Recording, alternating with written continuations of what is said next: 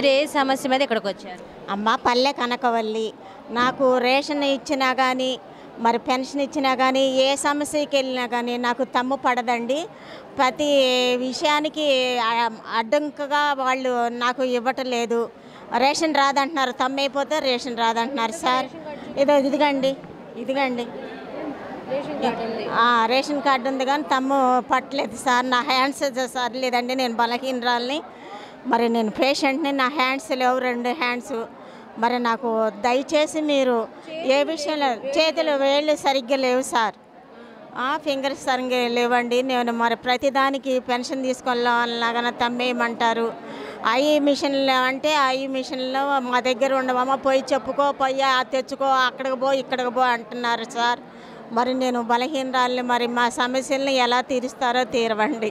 మిమ్మల్ని నమ్ముకొనే ఉండామండి, మాకు తల్లిదండ్రులు ఎవరు లేరు. నాకు ఏవి ఇది బాధ్యత లేదు సార్. నాకు నజీర్ అహ్మద్ ఎమ్మెల్యే గారు ఆ సార్ గారే చేయాలమ్మా, నాకు ఆయన గారు చేస్తారమ్మా. నేను క్యాన్వర్స్ కూడా వెళ్ళానమ్మా. అదిగా ఇగే ఇదిగో ఇవన్నీ తెచ్చుకున్నానమ్మా, తిరిగానమ్మా.